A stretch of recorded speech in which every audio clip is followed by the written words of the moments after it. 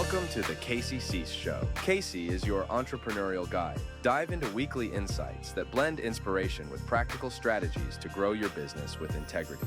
From boosting sales to building strong relationships, Casey shares the essentials to help both your venture and personal dreams flourish. Ready to elevate your entrepreneurial journey? Let's dive in.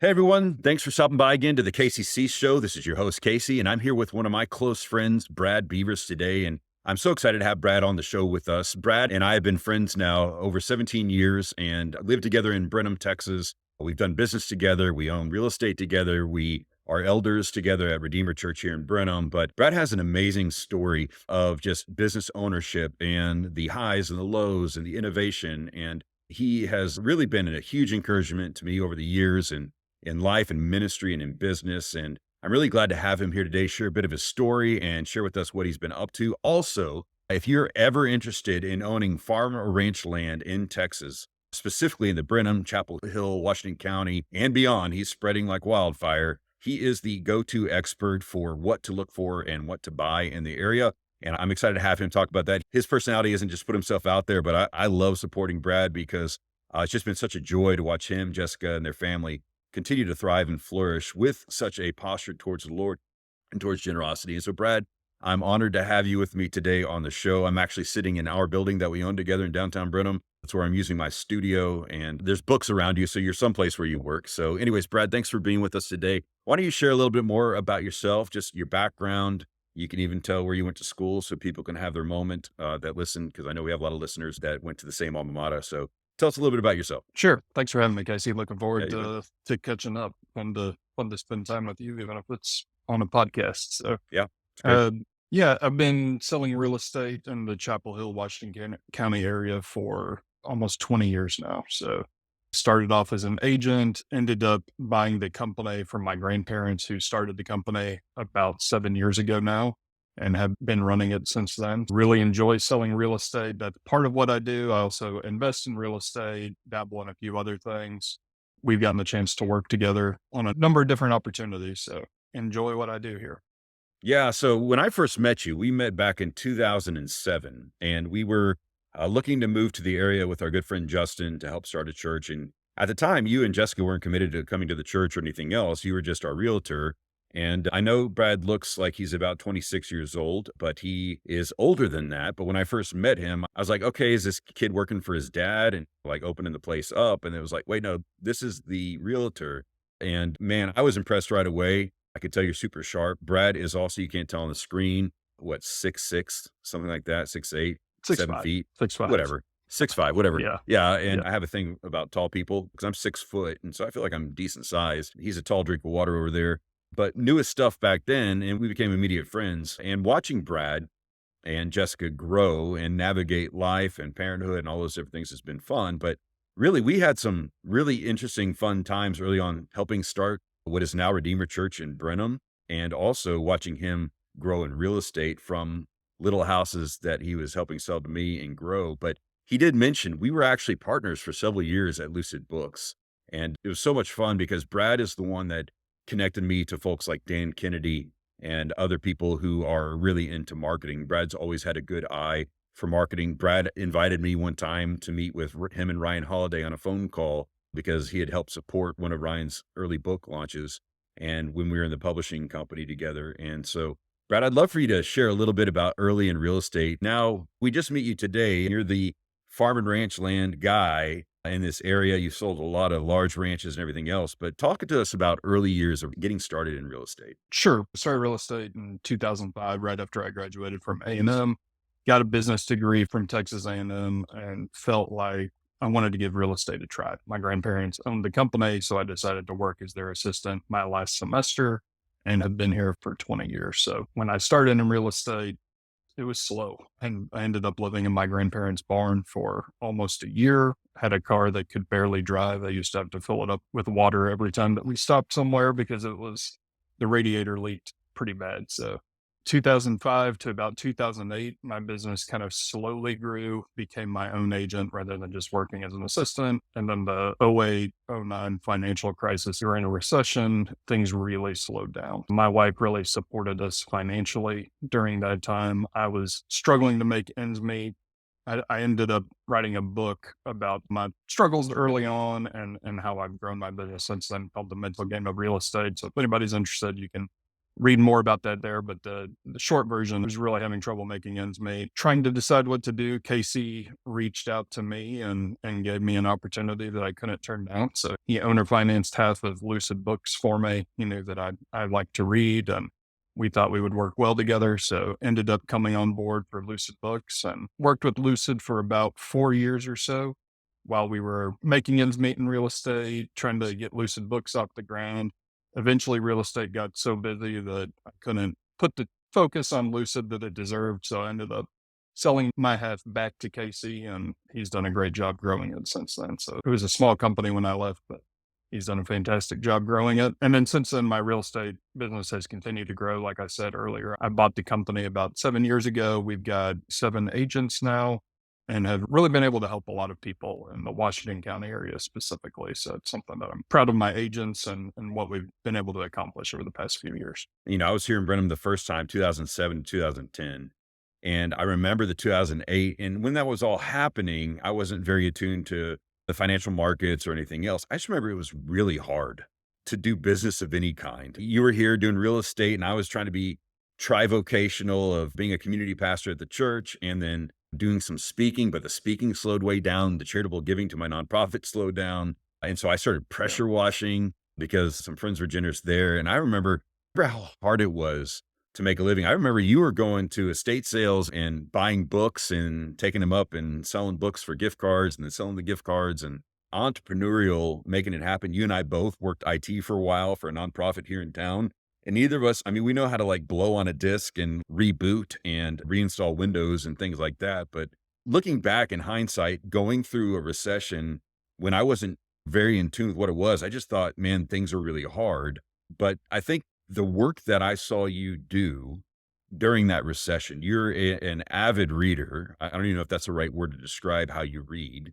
You're an avid reader, and watching you not only work so hard, you and your wife joined forces, and that was before really having kiddos. And so y'all had some, more flexibility to do multiple things to make it work. But then also, I remember you would spend a lot of time reading. And at the time, I didn't appreciate to the fullest extent the benefit of, even during that season, you were still trying to take care of the clients you did have. You were working hard with Lucid. You're, trying to make money. Jessica was working hard, but you kept up the habit of reading. And I've really seen that benefit you long term. So why don't you talk to us when you got into reading? You're pretty much a speed reader. So maybe share a little bit about that journey, how that's impacted your career and your life overall. It's not something that I forced myself to do. It's not something I've ever struggled with. It's something that I was born enjoying as far as I remember. So I'm sure my parents instilled part of that in me, but I've always loved to read. It started off with fiction, and then after college, started getting into nonfiction and filling in some gaps that my business degree I didn't feel like fully covered. And then exploring other things, theology, the church, even being at Redeemer, ended up reading a lot more books in those genres. But reading for me it's not an option, really. It's something that if I'm not reading, I can feel my focus kind of drifting and going away. So even if I really wanted to do other things and focus on other areas, I can immediately feel my brain not working in the way that I like to work. So it becomes very difficult for me to focus. I wouldn't say that I'm a speed reader. I do read a lot, and I know most people think of me as a speed reader. For some context, I read between 125, 175 books a year, but I spend a lot of time reading. It's not that I read them fast. I read for hours every day. Even this morning, my daily reading routine before I open up my email every day is I go through about 25 different books and read 2 or 3 pages out of each of them a day. Some of them are devotional. Some of them are books that I've read before. Rereading Tiny Habits by BJ Fogg right now, which is fantastic. But even taking books like that in bite-sized chunks has been really helpful for me. Throughout the day, I'll read nonfiction, whatever nonfiction I'm focused on at the time, and then fiction in the evenings to wind down. But I just read a lot of the day. It's not that I read fast. So I feel like anybody can do that. It's just most people don't want to put in the time that it takes to actually read in that way. And I understand most people's brains don't work the way that mine do. So not everybody has to read in order to work on other things. So Yeah, but I mean, let's talk a little bit about though the way that you read. I mean, you have like a multicolor pen, the way you read. You actually do work with the books. It's not like you're just casually doing it. You engage with the content in a unique way, which I've seen firsthand. It benefits your reading. And to downplay whether you read fast or slow, I would say some people have never read 175 books in their life, and you're doing that 150 to 175 books a year.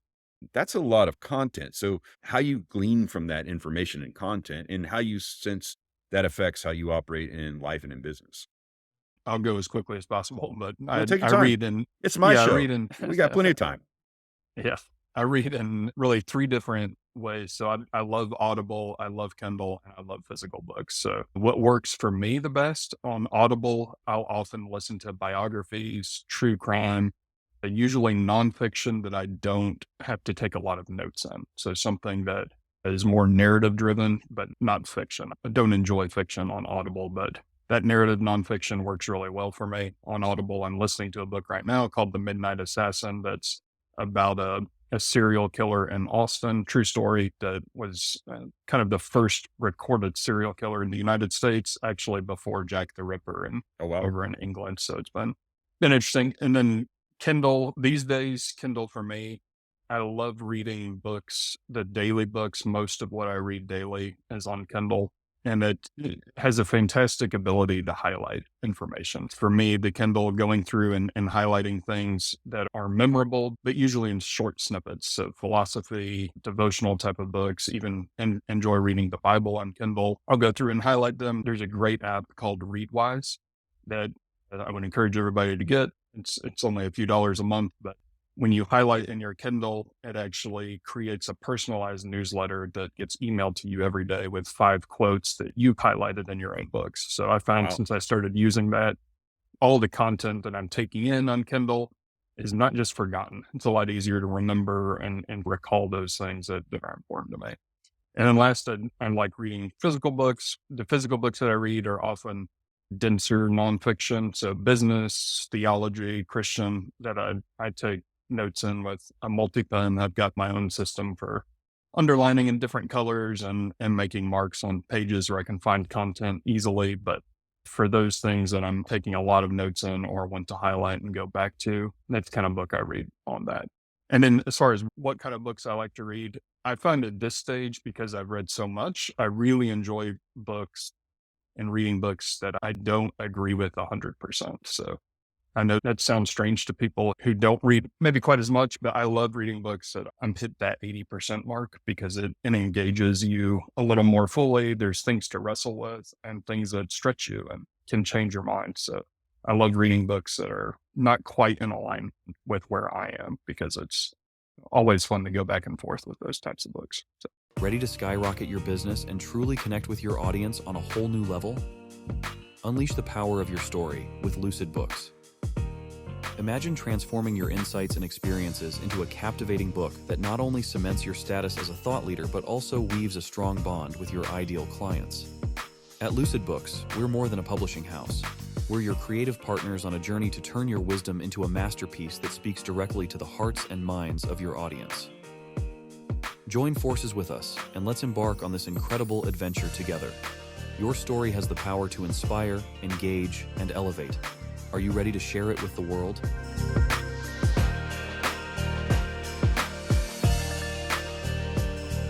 So how would you say, answer for me, how has reading so much content impacted you? Do you realize the effect it has or how it helps you think differently? I mean, I'm assuming it does, but I think how does it affect you? I mean, it affects me in a ton of different ways. I've learned way more from reading and being self-taught than I did from a college degree. So I think that's true for a lot of readers, but I can certainly attest to that. So that's been important. And then beyond just the learning impact, I think regularly reading long form content changes your brain in a way that's really helpful for me. So if I find that if I get away from that or if I'm on vacation and can't find the time to read, my brain starts behaving more like YouTube videos or short snippets where I can only focus on things for a very short time, where reading long form content gives me the ability to really focus on things in longer stretches of time, get a lot more done when I am working than when I don't. So reading has been the most impactful thing for my business, for my family, for my Christian walk, spiritual life, really everything has gone back to reading and that content. So let's talk a little bit about your first book that you wrote. I remember when you reached out to me, 2013, maybe something like that, saying, hey, I'm going to write a book. And you had been through getting a publishing company going, trying to keep your nose above water with real estate, and you're turning the corner, and you came up, talk about how you came up with the idea and what your strategy was. Because for me, at least as a close friend, but an outsider looking in, it was one of the most pivotal things. There's a lot you did, but one of the Yep. most pivotal things for your business. So let's talk a little bit about that. The idea, what you did, and how you executed on it. Yeah. I don't really remember where the idea came from exactly, other than I love to read and that this is also the way I'd like to communicate is through a book. So I wrote a book specifically for buyers and sellers who are interested in farm and ranch properties. A very short book. It's about 90 pages or less. And it goes through a number of different things about farm and ranch property, what you need to know about the farm and ranch contract, how you would think through ag exemptions, water wells, septic systems. All of the things are important whenever you buy land in Texas. So wanted to convey as much information as possible for my clients and for potential clients, just so they could see the value that I was bringing to the table. So there are a lot of agents who don't really have that knowledge or don't take the time to inform their clients and hold some of those things back so that they'll be the gatekeepers of information. The way that I operate is I like to share everything. And I feel like I am an expert in those areas, but I want my clients to feel very informed and able to make the decisions on their own. So I wrote that book, put it out there, have used it for marketing, and it's been, like you said, fantastic tool to grow my business. There's not a lot of people who actually read the book. So I'd say probably 95% of people don't read it. And in some ways, it's a very fancy business card, but it has been very effective in growing my business. Reading has been great for me personally, but dollar for dollar, putting out the Texas Farm and Ranch Guide has been worth thousands of times more than the effort and money it took me to put it in Well, writing. can I share a little bit of your strategy? Because I remember Yep. very vividly. I don't want to give away the trade secrets, but I remember you reaching out. You're like, hey, man, like I'm writing this book. I want to publish it. You were part of Lucid at the time. And I was like, of course, go for it. And I said, how are you going to get it out there? You said, I'm going to send it to the top landowners in our county. It's not their primary residence. And so I think you sent out around 300 copies or so with a letter. And I remember some guy reached out to you, and we were meeting up for lunch after that. And the guy was like, well, you're the expert. You have the book on it. And I remember you Yeah. telling me about that, and you were able to get some decent listings out of that first batch, and then it began snowballing. I don't remember who it was you're listening to, but you brought this idea, and I was like, that's a strange but interesting idea. Yeah. Because, up until that point in business, we've been doing a lot of Christian nonfiction for pastors and leaders and speakers. And so it made sense of how it'd be used. And you said, no, I don't care if anyone reads it. It's going to be good, but I'm going to send it out. And you send it out in the first batch. And I remember we've done batches since then that you sent out, and now you give away free copies and ebooks of it and everything else. But you had a really strong marketing. Your view of it wasn't book sales. I remember you telling me, because like for me, I was like, I don't understand. You're like, I don't really care if anyone buys it. I want to give it out. And just watching the effect that has had, compounded with your hard work and your great customer service and your knowledge of the opportunities, along with just being able to help other people find a solution for what they're looking for, has been really great to watch. But I love bragging on you with that idea, because it wasn't my idea. I wish I'd came up with that idea and came to you like as the lead publisher. Hey man, I think you came to me like, I want to do this. And we were like, of course, let's go do it. But it's just been really neat to see that as a piece of the puzzle. In addition to that book, what else would you say has contributed to you helping grow your business? You sell a lot of real estate every year in a lot of larger properties. Any other tips or kind of thoughts or things that you've noticed worked really well in building that?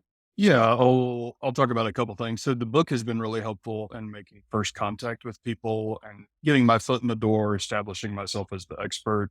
But then the two things that I think have really helped beyond that. One is my follow up, I think is unique. I send out a lot of gifts and things. I know you've been the recipient of some of that, but that really started, I think 8 years ago or so now. I had an idea to send out Thanksgiving cookies to all of my clients because everybody sends out gifts on Christmas, but nobody was doing Thanksgiving. So I wanted to own that holiday, and also a good opportunity for when people gather for holidays, they can share cookies that have my labeling on it. That went so well that now, ever since that first time, my clients have insisted that they get We the insist same on them. cookies. So that's right. And just in So the, I've the been doing that for a long reciprocity, time. the reciprocity principle of your gift giving, every time Abby opens a gift from you, she's like, we need to buy something from Brad, or we need to maybe sell. And it's like, sweetheart, you know that when it comes time, that Brad is our go-to guy, but it works. I mean, the family loves getting them. You send out thoughtful gifts and everything. So that's been a huge thing. Yeah. I think your follow-up, your gift giving, what else do you feel like has helped set you apart and Yep. establish your business?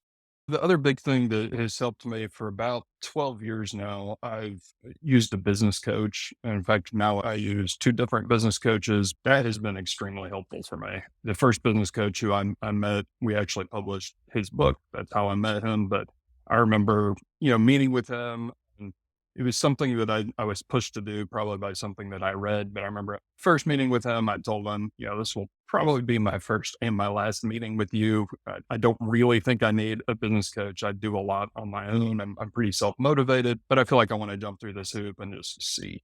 And I've been meeting with him for 12 years since then. Yeah. So, and he has, the value add that he's given me has been tremendous. What I tell people, even if you're self-motivated, you're getting a lot done by yourself. A business coach can help you get things done 30 to 40% faster than you would otherwise. Just somebody helping you stay accountable and really focused on the right things has been extremely helpful for me. And that 30 to 40% faster compounded over 12 years has been huge. So even my book, I started working with him before I published my book. I probably published it 2 years earlier than I would have without him. And just those 2 years, that book made me, well over six figures. So it's just an quantifiable amount. It has been well worth it working with a business coach. Yeah, I believe in coaching. I am a business coach. I've been coached by the same coach, and I still receive coaching, invest a lot in coaching because, I mean, that has been our secret sauce because for me, we're pretty smart guys. You have tons of books that you can read. I've listened to a lot of books, read a lot of books as well, but there's something sitting with a business coach and being encouraged, being challenged, being held accountable in a way that's helpful. All those things are very important, especially because leadership in and of itself can be pretty lonely. And if you're your only advisor, I think you can get yourself in trouble. So what do you see moving forward? I mean, I know you're active in real estate, you're active with church, you're investing, stuff like that. But what do you see the next 3 to 5 years for you in your business and other interests and everything else? Yeah, I think, as my business continues to grow, I've become more and more focused on my agents more than myself. So I pour a lot into my agents. I want to help their businesses grow. We have a very entrepreneurial company. I am still working as an agent. I still enjoy selling property, but my focus has really shifted more and more towards helping them grow their business. I think that will continue over the next 5 years. I also enjoy investing in real estate. I own a few buildings in downtown Brenham and some rental houses, continuing to double down on those things and just invest in Washington County and the growth that we see coming this direction and this area of Texas between Houston and Austin is something that I'll continue to do. And then also diversifying into investing in different businesses, something that I've done a little bit of over the past few years, but really over the next 5 years, want to become more informed and angel investing and different things. And I love helping people get started with their business and just being a small part of helping somebody realize their dream and seeing what starting from nothing and creating jobs and really money out of thin air has been fun for me to go through personally. And I'd love to be a small part of helping other people do the same thing. That's great. Anything else I should have asked you that we should have talked about in this episode? Nothing I can think of. Yeah, I think we covered a lot of ground. Yeah, we get a lot done together. So where can people find you online? I know you're not super active on social, but if people wanted to connect with you, where can they find you? Yeah, probably my business website would be the best place. So it's legendtexas.com. I also have texasfarmandranchguide.com if you're interested in seeing what I did with that book and how I grew my business that way. Those are the the two best ways to get a hold of me. I am not active on social media. So Oh, that's great. Brad, thanks so much for joining me today. And for those of you who listened this far, thanks so much for listening to another episode of the KCC Show. If you can, make sure to leave a like or a heart or a review if you can, wherever you're listening, and feel free to share with a friend. Until next time, thanks so much for stopping by. That wraps up this episode of The KCC Show. Make sure to visit our website, thekccshow.com, where you can subscribe to the show on iTunes, Spotify, or via RSS, so you'll never miss a show. While you're at it, if you found value in this show, we'd appreciate a rating on iTunes. Or if you'd simply tell a friend about the show, that would help us out too.